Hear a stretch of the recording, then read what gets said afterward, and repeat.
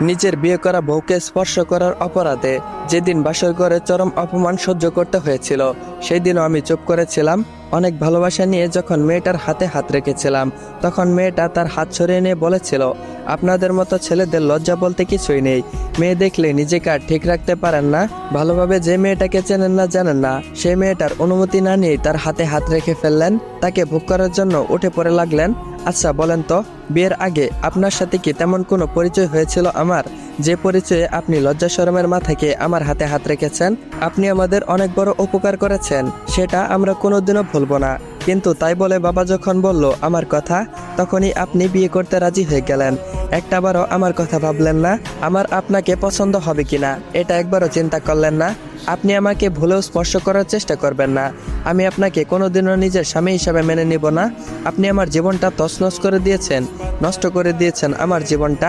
কথাগুলো যখন নাদিয়া বলেছিল, তখন আমি নীরবে অনেকক্ষণ তার দিকে তাকিয়েছিলাম অপরাধীর মতো। তারপর বাহিরে গিয়ে অঝর ধরায় চোখের পানি ফেললাম। কিছুদিন পরে নাদিয়ার এক চাচাতো বোনের বিয়েতে যাই। সেখানে পরিবারের সবার সাথে একসাথে বসে কথা বলছিলাম।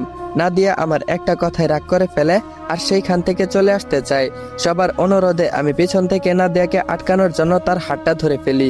আমি ভেবেছিলাম বিয়ে বাড়িতে এত মানুষের সামনে আমাকে হয়তো কিছু বলতে পারবে না, হয়তো পরে বলবে, তাই আমি তাকে আটকানোর জন্য তার হাতটা ধরলাম। কিন্তু আমার ধারণা বলছিল, আমি যখন পিছন থেকে নাদিয়ার হাতটা ধরলাম, তার 1 সেকেন্ড পরে নাদিয়া আমার গালে একটা থাপ্পড় মারলো। সেই দিন আমি সত্যিই বোবা হয়ে গিয়েছিলাম। কি বলবো কিছুই বুঝতে পারছিলাম না। বিয়ে বাড়ির সবাই নাদিয়ার ব্যবহারে অনেকটা অবাক হলেও আমি হইনি, কারণ ভুলটা আমারই ছিল। তার অনুমতি ছাড়া তাকে স্পর্শ করেছি, এর শাস্তি আমি পেয়েছি। লজ্জা ঘৃণায় চুপ করে সেইখান থেকে চলে আসি। আমি ফুটপাত দিয়ে উদ্দেশ্যহীনভাবে হাঁটতে থাকি আর নিজের অতীতটাকে ভাবতে থাকি। আমার জীবনে দুঃখের তুলনায় সুখের পরিমাণ খুবই নগণ্য। 10 বছর বয়সে যখন আমার মা মারা যান, সেই দিন আমার জীবন থেকে সুখ নামক জিনিসটা চিরতরে হারিয়ে যায়। নাদিয়াকে পেয়ে ভেবেছিলাম হয়তো আমার জীবনের দুঃখের অধ্যায় সব শেষ হয়েছে, হারিয়ে যাওয়া সুখগুলো আবারও ফিরে এসেছে আমার জীবনে। কিন্তু আমার চিন্তাধারাগুলো ভুল প্রমাণ করে দিল নাদিয়া। সুখ ফিরে আসেনি, বরং দুঃখগুলো সমুদ্রের জলোচ্ছ্বাসের মতো হানা দিয়েছে। মা মারা যাওয়ার পর দিনই বাবা আরেকটা নতুন করে বিয়ে করে আনেন। প্রথম নতুন মা পেয়ে আমি অনেক খুশি হয়েছিলাম, কিন্তু কিছুদিন পর খুশিটা আর থাকলো না। আমি বুঝতে পারলাম আমার নতুন মা কারোর সাথে সবসময় কথা বলেন। একদিন সাহস করে বাবাকে কথাগুলো বললাম। সেদিন বাবা কিছু বলেনি, শুধু বলেছিল, এসব নিয়ে চিন্তা করো না, তুমি তোমার পড়াশোনায় মনোযোগ দাও। তার কিছুদিন পরই আমার নতুন মেয়ের ছোট বোন আমাদের বাড়িতে আসেন। একদিন আমি তাকে ভুল করে তাকে ভেজা কাপড়ে দেখে ফেলি। তখন আমার বয়স ছিল 13 বছর।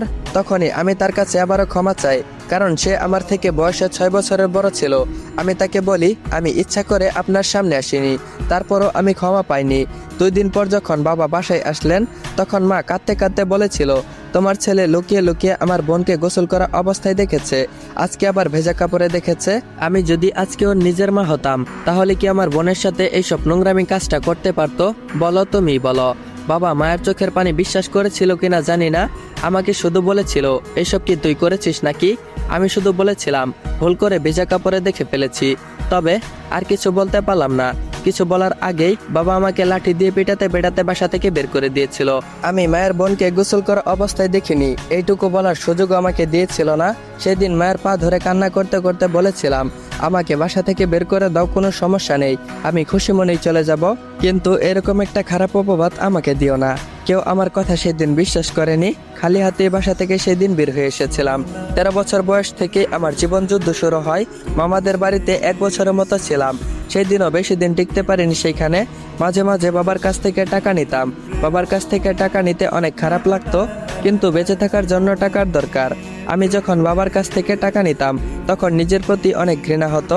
যারা আমাকে অপমান করলো, যারা তাদের বাসা থেকে বের করে দিয়েছে, তাদের কাছে আমাকে হাত পাততে হচ্ছে। হঠাৎ করেই দেখলাম একটা রিক্সা আমার পাশে এসে থামলো। যে দেখলাম তানিয়া। এই মেয়েটা আমার জীবনে অনেক মূল্যবান জায়গা জুড়ে রয়েছে। ভার্সিটিতে একমাত্র এই মেয়েটার সাথেই আমি মিশতাম, কথা বলতাম। আমার সাথে কেউ মিশতে চাইতো না, কারণ আমার টাকা ছিল না, আমি তেমন স্মার্ট ছিলাম না, ছাত্র হিসেবেও তেমন ভালো ছিলাম না, সবসময় একা একাই থাকতাম। কিন্তু আমার একাকিত্বটাকে কিছুটা হলেও দূর করেছিল এই তানিয়া নামের মেয়েটা।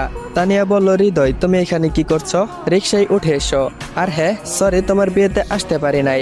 আমি বললাম, ইটস ওকে। তানিয়া বলল, তা তোমার বউ কোথায়? আমি বললাম, বাসায়। তানিয়া বলল, তোমার বউকে বলো ভালো করে রান্না বান্না করতে। আর বলো তোমার আরেকটা বউ আসছে। তানিয়ার কথা শুনে ভয় পেয়ে গেলাম, কি বলবো কিছুই বুঝতে পারছি না। তাকে নাও বলতে পারবো না, আবার বাসায়ও নিয়ে যেতে পারবো না। কিছুক্ষণ পর তানিয়া নিজেই বলল, আজ না অন্য একদিন আমার স্বামীকে নিয়ে তোমার বাসায় গিয়ে তোমার বউকে দেখে আসবো। আজ তুমি আমার বাসায় যাবে। তখনই একটা প্রশান্তির নিঃশ্বাস নিলাম, কারণ আমি ভেবেছিলাম তানিয়া হয়তো আমার বাসায় যাবে। তানিয়ার বাসায় গিয়ে কেন জানি খুব খারাপ লাগলো। তবে তানিয়া আর তানিয়ার হাজবেন্ডকে দেখে অনেকটাই ভালো লাগলো, কারণ তারা আমার সামনেই দুজন দুজনের হাত ধরে বসেছিল। এটাই হয়তো স্বামী স্ত্রীর ভালোবাসা। আফসোস নাদিয়া যদি একটু মায়া করে কখনো 1 সেকেন্ডের জন্য আমার হাতটা ধরতো, তাহলে হয়তো আমার জীবনের সমস্ত বেদনা আমি ভুলে যেতাম।